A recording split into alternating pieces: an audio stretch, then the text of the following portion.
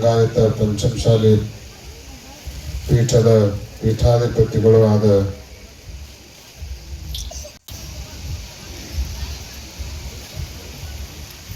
Doctor Mahadeva Shivacharya ಶ್ರೀಗಳವರಿಗೆ ಗೌರವಗಳನ್ನು ಸಲ್ಲಿಸಿ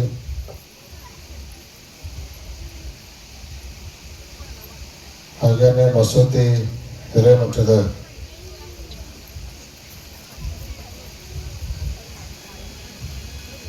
ಶ್ರೀ ಪ್ರಭುಕುಮಾರ ಶಿವಾಚಾರ್ಯ ಶ್ರೀಗಳವರಿಗೂ ಕೂಡ ಗೌರವಗಳನ್ನು ಹೇಳಿ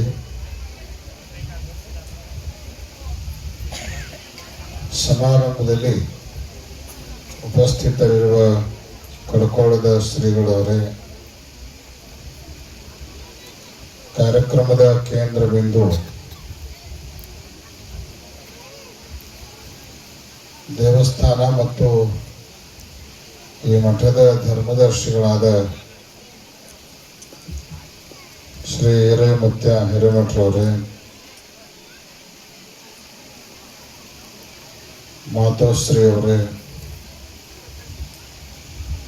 ವೇದಿಕೆ ಮೇಲೆ ಉಪಸ್ಥಿತರಿರುವ ಎಲ್ಲ ಸಾಧು ಸತ್ಪುರುಷರೇ, ಈ ಭಾಗದ ಎಲ್ಲ ಗಣ್ಯರೇ, ಮಾನ್ಯರೇ, ಸುದ್ದಿ ಮಾಧ್ಯಮದ ಪ್ರತಿನಿಧಿಗಳವರೇ,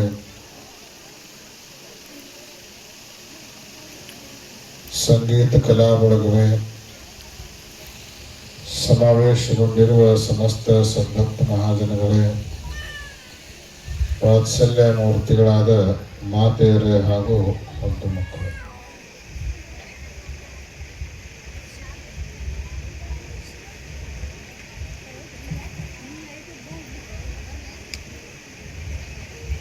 ಭಾರತ ದೇಶ ಧರ್ಮ ಪ್ರಧಾನವಾಗಿರುವಂಥ ರಾಷ್ಟ್ರ.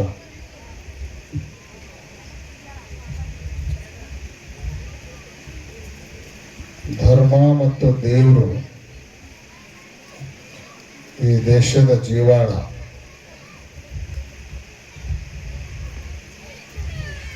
ಅಂತೆಯೇ ಭಾರತ ದೇಶದಲ್ಲಿರುವಷ್ಟು ದೇವಾಲಯಗಳನ್ನು ಜಗತ್ತಿನ ಯಾವ ದೇಶದಲ್ಲೂ ನೋಡಲಿಕ್ಕೆ ಸಾಧ್ಯ ಇಲ್ಲ. ಒಂದು ಲೆಕ್ಕಾಚಾರದ ಪ್ರಕಾರ ಭಾರತದಲ್ಲಿರುವ ಒಟ್ಟು ದೇವಾಲಯಗಳನ್ನು ಭಾರತವನ್ನು ಹೊರತುಪಡಿಸಿ ಇನ್ನುಳಿದ ಎಲ್ಲ ದೇಶಗಳಲ್ಲಿರುವ ದೇವಾಲಯಗಳನ್ನು ಒಂದು ಕಡೆಗೆ ಇಟ್ಟರೆ ಭಾರತವನ್ನು ಹೊರತುಪಡಿಸಿ ಇನ್ನುಳಿದ ಎಲ್ಲ ದೇಶಗಳಲ್ಲಿರುವ ದೇವಾಲಯಗಳಿಗಿಂತ ಕೇವಲ ಭಾರತ ದೇಶದಲ್ಲೇ ದೇವಾಲಯಗಳು ಹೆಚ್ಚಿರ್ತಾವ ಅನ್ನುವಂಥ ಮಾತನ್ನ ಅಂಕಿ ಸಂಖ್ಯೆ ಲೆಕ್ಕಾಚಾರದ ಪ್ರಕಾರ ಹೇಳಿದ್ದಾರೆ. ಕಾರಣ ಏನು ಅಂದ್ರೆ, ನಮ್ಮ ದೇಶದ ಜನ ಧರ್ಮದ ಮೇಲೆ, ದೇವರ ಮೇಲೆ ಇಟ್ಕೊಂಡಿರುವಂತ ಅಪಾರವಾದ ಭಕ್ತಿ, ಶ್ರದ್ಧೆ, ವಿಶ್ವಾಸ. ಊರಾಗ ಒಂದಲ್ಲ ಎರಡಲ್ಲ ಅನೇಕ ದೇವಾಲಯಗಳನ್ನು ನಾವು ಕಾಣ್ತಾ ಇದ್ದೀವಿ. ಭಾರತ ದೇಶದಲ್ಲಿ ಕೇವಲ ಜನಸಂಖ್ಯೆ ಮಾತ್ರ ನಂಬರ್ 1 ಇಲ್ಲ, ದೇವಾಲಯಗಳ ಸಂಖ್ಯೆನೂ ಕೂಡ ನಂಬರ್ 1 ಇದೆ ಅನ್ನೋದನ್ನ ನಾವೆಲ್ಲ ಅರ್ಥ ಮಾಡಿಕೊಳ್ಬೇಕು.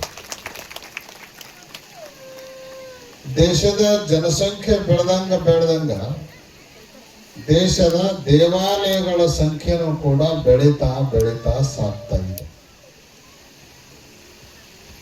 ಬಹಳಷ್ಟು ಹೆಮ್ಮೆ ಪಡಬೇಕಾದ ಸಂಗತಿ ಏನು ಅಂದ್ರೆ,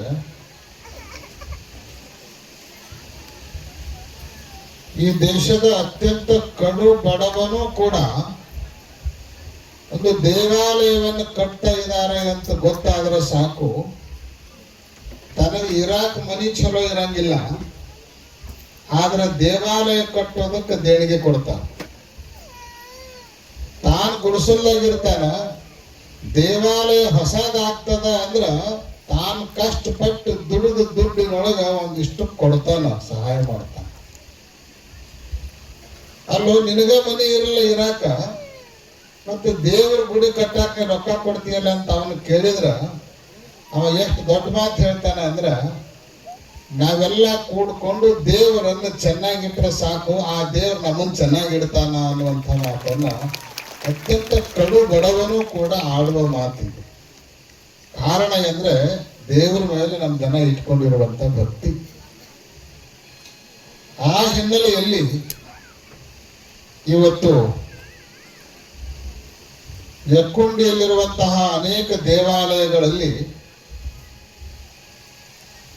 ನಮ್ಮ ಈರೈ ಮುತ್ಯಾರವರ ತೋಟದ ವಸ್ತಿಯಲ್ಲಿ ನೂತನವಾಗಿ ನಿರ್ಮಾಣಗೊಂಡಿರುವಂತಹ ಚಂದ್ರವತಾಯಿ ಮತ್ತು ವೀರಭದ್ರೇಶ್ವರ ದೇವಸ್ಥಾನನೂ ಕೂಡ ಭಾರತದ ಒಟ್ಟು ದೇವಾಲಯಗಳ ಯಾದಿಯಲ್ಲಿ ಇವತ್ತು ಇದೊಂದು ದೇವಸ್ಥಾನ ಸೇರ್ಪಡೆ ಆಗಿದೆ.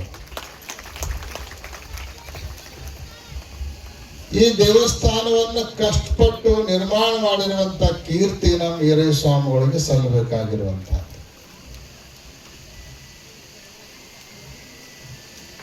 ಮೊದಲ ತಾವಿರುವಂತಹ ಸ್ಥಳದಲ್ಲಿಯೇ ದೇವರನ್ನು ಸ್ಥಾಪನಾ ಮಾಡಿ ದೈವ ಭಕ್ತಿಯನ್ನ ಬೆಳೆಸಿಕೊಂಡು ಆ ದೈವ ಭಕ್ತಿ ಮತ್ತು ದೈವ ಶಕ್ತಿಯ ಬಲದ ಮೇಲೆ ಬಂದಿರುವಂತಹ ಭಕ್ತರ ಮನೋಕಾಮನೆಗಳನ್ನು ಪೂರ್ಣಗೊಳಿಸಿ ಅವರ ತೊಂದರೆಗಳನ್ನು ನಿವಾರಿಸಿ ದೈವ ಶಕ್ತಿ ಎಂಥದ್ದು ಅನ್ನೋದನ್ನು ಈ ಭಾಗದ ಜನರೆಲ್ಲರಿಗೂ ಕೂಡ ತೋರಿಸ್ತಾ ನಿರಂತರವಾಗಿ ಬಂದಿರೋಣದರ ಪರಿಣಾಮವಾಗಿ ಇವತ್ತು ಭವ್ಯ ದಿವ್ಯವಾಗಿರುವಂಥ ಈ ದೇವಸ್ಥಾನನೂ ನಿರ್ಮಾಣ ಆಗಲಿಕ್ಕೆ ಕಾರಣ ಆಗಿದೆ.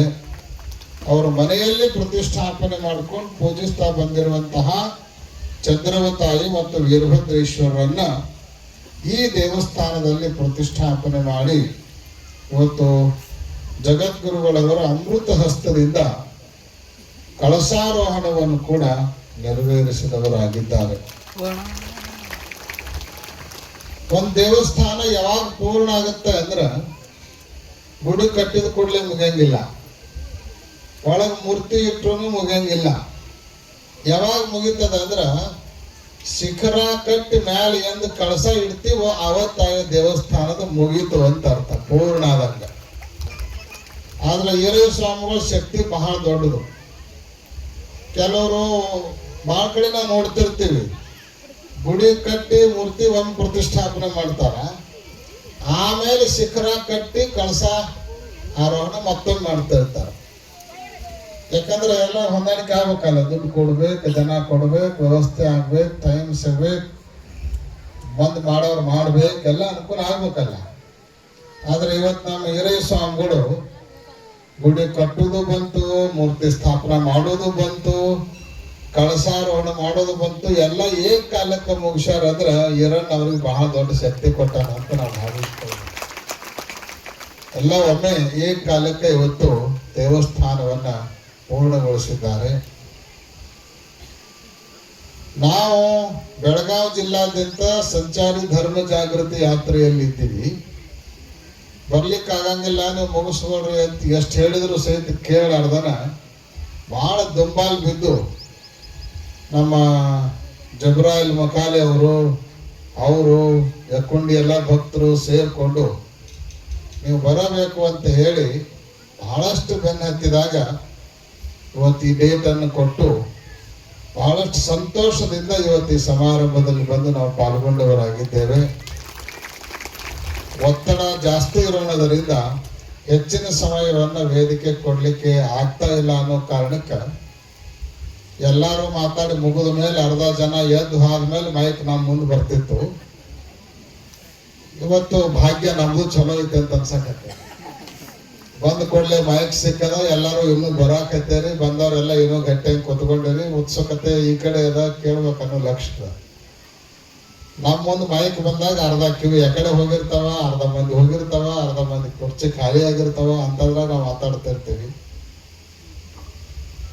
ಆದ್ರೆ ಒಂದ್ ಸಂತೋಷದ ವಿಚಾರ ಅಂದ್ರ ನಮ್ಮ ಈರೈ ಸ್ವಾಮಿಗಳು ಯಾವಾಗ ವೀರಭದ್ರನ ಉಡಿಯಲ್ಲಿ ಬಿದ್ರು ಚಂದ್ರವ ತಾಯಿ ಉಡಿಯಲ್ಲಿ ಬಿದ್ರು, ಆವಾಗಿನಿಂದ ಚಂದ್ರವ ತಾಯಿ ಮತ್ತು ವೀರಭದ್ರ ಅವರನ್ನ ಜೋಪಾನ ಮಾಡ್ಕೋತ ಬರೋದಷ್ಟೇ ಅಲ್ಲ, ಈರಯ್ಯ ಸ್ವಾಮಿಗಳನ್ನ ನಂಬಿ ಬಂದಿರುವಂತ ಭಕ್ತರನ್ನೂ ಕೂಡ ಆ ದೇವರು ಕಾಪಾಡಿಕೊಂಡು ಬರುವಂತ ಕಾರ್ಯವನ್ನು ಮಾಡ್ತಾ ಬಂದಿದ್ದಾನೆ. ಆ ಹಿನ್ನೆಲೆಯಲ್ಲಿ ವೀರಭದ್ರೇಶ್ವರ ಅಪಾರ ಶಕ್ತಿಶಾಲಿಯಾಗಿರುವಂತಹ ಸಾಮರ್ಥ್ಯ ಸಂಪನ್ನನಾಗಿರುವಂತಹ ದೇವರು. ದಕ್ಷ ಬ್ರಹ್ಮ ಯಜ್ಞವನ್ನು ಮಾಡೋ ಕಾಲಕ್ಕ ಶಿವನನ್ನ ವಿರೋಧಿಸಿ ಯಜ್ಞವನ್ನು ಮಾಡಿದ. ಗೊತ್ತಾಗ್ಲಾರ್ದಕ್ಕ ಶಿವನ ಮಾತು ಕೇಳಲಾರ್ದ ಸತಿ ಬಂದು ತಂದೆಯನ್ನು ಮೋಹಕ್ಕ ಯಜ್ಞ ಕುಂಡಕ್ಕೆ ಬರ್ತಾಳ.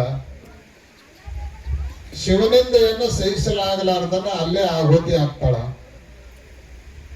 ಕೊನೆಗೆ ಈ ಸುದ್ದಿ ಶಿವನಿಗೆ ಮುಟ್ಟಿದಾಗ ತಾಂಡವ ನೃತ್ಯವನ್ನ ಮಾಡಿದ ಶಿವ ಕೆಂಡಮಂಡಲನಾಗಿ ಕೆಂಜಳಿಯನ್ನ ಕಿತ್ತು ನೆಲಕ್ಕೆ ಅಪ್ಪಳಿಸ್ತಾನ. ವೀರಭದ್ರನ ಅವತಾರ ಆಗ್ತದೆ. ಮಹಾಶಕ್ತಿಶಾಲಿಯಾಗಿರುವಂತಹ ವೀರಭದ್ರನಿಗೆ ನಿನ್ನ ತಾಯಿಯ ವಿನಾಶಕ್ಕೆ ಕಾರಣೀಭೂತನಾಗಿರುವಂತಹ ದಕ್ಷ ಬ್ರಹ್ಮನನ್ನ ಶಿರಚ್ಛೇದನ ಮಾಡಿ ಬಾ ಅಂತ ಶಿವ ಆದೇಶ ಮಾಡಿದಾಗ ವೀರಾವೇಶದಿಂದ ಹೋರಾಟ ಮಾಡ್ತಾ ಮಾಡ್ತಾ ಮಧ್ಯದಲ್ಲಿ ಬಂದಿರುವಂತಹ ಎಲ್ಲ ಸೈನ್ಯವನ್ನ ದೇವಾನುದೇವತೆಗಳನ್ನ ಸದೆಬಡಿದು ಕೊನೆಗೆ ದಕ್ಷ ಬ್ರಹ್ಮನನ್ನ ಸಂಹಾರ ಮಾಡ್ತಾನ. ಶಿವನು ಕ್ರೋಧಾವಿಷ್ಟನಾದಾಗ ಜನ್ಮ ತಾಳಿದ ವೀರಭದ್ರನ ಕೋಪ ಏನಾದ್ರೂ ಕೂಡ ಶಾಂತ ಆಗಂಗಿಲ್ಲ. ಶಿವನೇ ಬಂದು ವೀರಭದ್ರನ ಮಸ್ತಕದ ಮೇಲೆ ಹಸ್ತವನ್ನಿರಿಸಿ, ನೀನು ಇಲ್ಲಿವರೆಗೆ ವೀರಭದ್ರ, ಈಗ ನೀನು ಕರುಣಾ ಸಮುದ್ರ ಆಗಬೇಕು ಅಂತ ವೀರಭದ್ರನಿಗೆ ಆಶೀರ್ವಾದವನ್ನು ಮಾಡಿ ಅವನ ಕೋಪವನ್ನು ತಣಿಸ್ತಾನ. ಕೊನೆಗೆ ಲಿಂಗ ರೂಪದಿಂದ ನೀನು ಈ ಯಜ್ಞಕುಂಡದಲ್ಲಿ ನಿತ್ಯ ನಿವಾಸ ಮಾಡಬೇಕು ಅಂತ ಹೇಳಿ ಆಶೀರ್ವಾದ ಮಾಡ್ತಾನೆ. ಆ ಲಿಂಗ ರೂಪದಿಂದ ನಿತ್ಯ ನಿವಾಸ ಮಾಡಿರುವಂತಹ ವೀರಭದ್ರನ ಕ್ಷೇತ್ರ ಯಾವುದು ಅಂದ್ರೆ ಯಡೂರು ವೀರಭದ್ರೇಶ್ವರ ಕ್ಷೇತ್ರ. ಆ ಯಡೂರು ವೀರಭದ್ರೇಶ್ವರನ ಪರಮ ಭಕ್ತರಾಗಿರುವಂತಹ ಯರಯ್ಯ ಸ್ವಾಮಿಗಳು ಪೂರ್ವತ್ತ ದೀಕ್ಷೆಯನ್ನು ಪಡ್ಕೊಂಡು ದಿನಾಲೂ ಅಲ್ಲಿ ವೀರಭದ್ರ ನೋಡಕ್ ಆಗಂಗಿಲ್ಲ, ಅವನ ಪೂಜೆ ಮಾಡ್ಲಿಕ್ಕೆ ಆಗಂಗಿಲ್ಲ, ಅವನ ಅನುಗ್ರಹ ಪಡ್ಕೊಳ್ಳಿಕ್ಕೆ ಆಗಂಗಿಲ್ಲ ಅಂತ ಹೇಳಿ ಆ ಯಡೂರು ವೀರಭದ್ರೇಶ್ವರನ ಪ್ರತಿರೂಪದೊಂದು ಭಾವಿಸಿ ಇಲ್ಲೇ ಒಂದು ಮೂರ್ತಿಯನ್ನು ಪ್ರತಿಷ್ಠಾಪನೆ ಮಾಡಿ ದೇವಸ್ಥಾನವನ್ನು ಕಟ್ಟಿದವರಾಗಿದ್ದಾರೆ. ಇವತ್ತು ಯೋಗ ಯಡೂರಿನ ವೀರಭದ್ರೇಶ್ವರ ದೇವಸ್ಥಾನದಿಂದ ಜಗದ್ಗುರುಗಳವರು ನೇರವಾಗಿ ಈ ಕಾರ್ಯಕ್ರಮಕ್ಕೆ ಬಂದು ಮೂರ್ತಿಯನ್ನ ಪ್ರತಿಷ್ಠಾಪನೆ ಮಾಡಿ ಕಳಸಾರೋಹಣ ಮಾಡಿ ನೇರವಾಗಿ ಮತ್ತೆ ವೀರಭದ್ರೇಶ್ವರ ಕ್ಷೇತ್ರಕ್ಕೆ ಹೋಗುವಂತಹ ಒಂದು ವ್ಯವಸ್ಥೆ ಬಹಳ ಜನರಿಗೆ ಗೊತ್ತಿದೆ. ಯಡೂರಿನ ವೀರಭದ್ರೇಶ್ವರ ದೇವಸ್ಥಾನದಲ್ಲಿ ಕಳೆದ 8-10 ವರ್ಷಗಳಿಂದ ಸಾಕಷ್ಟು ಅಭಿವೃದ್ಧಿ ಕಾರ್ಯಗಳು, ಜೀರ್ಣೋದ್ಧಾರ ಕಾರ್ಯಗಳು ನಡೆದು ಹಳೆಯ ದೇವಾಲಯವನ್ನೆಲ್ಲ ನವೀಕರಣವನ್ನು ಮಾಡಿ ಮೊದಲಿರುವಂತಹ 3 ಗೋಪುರಗಳ ಜೀರ್ಣೋದ್ಧಾರವನ್ನು ಮಾಡೋದಲ್ಲದೆ ಉತ್ತರ ಮತ್ತು ದಕ್ಷಿಣ ಭಾಗದ ರಾಜ ಗೋಪುರಗಳನ್ನ, ಮಹಾದ್ವಾರಗಳನ್ನು ನಿರ್ಮಾಣ ಮಾಡಿ ಅವುಗಳನ್ನು ಲೋಕಾರ್ಪಣೆ ಮಾಡುವಂತಹ ಕಾರ್ಯಕ್ರಮ ಯಡೂರಲ್ಲಿ ಪ್ರಾರಂಭ ಆಗಿದೆ. ಇದೇ ಬರುವ ಮಾರ್ಚ್ 1ರಿಂದ 6ನೇ ತಾರೀಕಿನವರೆಗೆ ಆ ರಾಜಗೋಪುರಗಳ ಲೋಕಾರ್ಪಣೆ ಅಂಗವಾಗಿ ಭವ್ಯ ದಿವ್ಯವಾಗಿರುವಂತಹ ಮಹಾಕುಂಭಾಭಿಷೇಕವನ್ನ ನೆರವೇರಿಸುವಂತ ಕಾರ್ಯಕ್ರಮವನ್ನ ಇರಿಸಿಕೊಳ್ಳಲಾಗಿದೆ.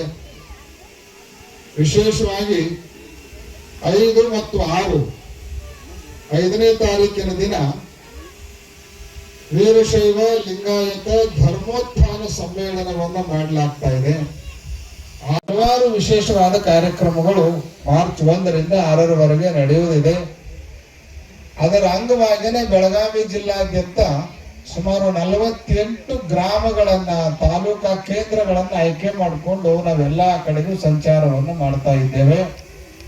ಇವತ್ತು ನಿನ್ನೆ ಜುಗುಳು ಮುಗಿಸಿಕೊಂಡು, ಇವತ್ತು ಜುಗುಳದಲ್ಲಿ ಒಂದು ಕಾರ್ಯಕ್ರಮ ಇತ್ತು, ಬೆಳಗಿನ ಜಾವ ಬೇಗ ಮುಗಿಸ್ಕೊಂಡು ಅದನ್ನ ಇವತ್ತು ಇಲ್ಲಿಗೆ ದಯಮಾಡಿಸಿದವರಾಗಿದ್ದೇವೆ.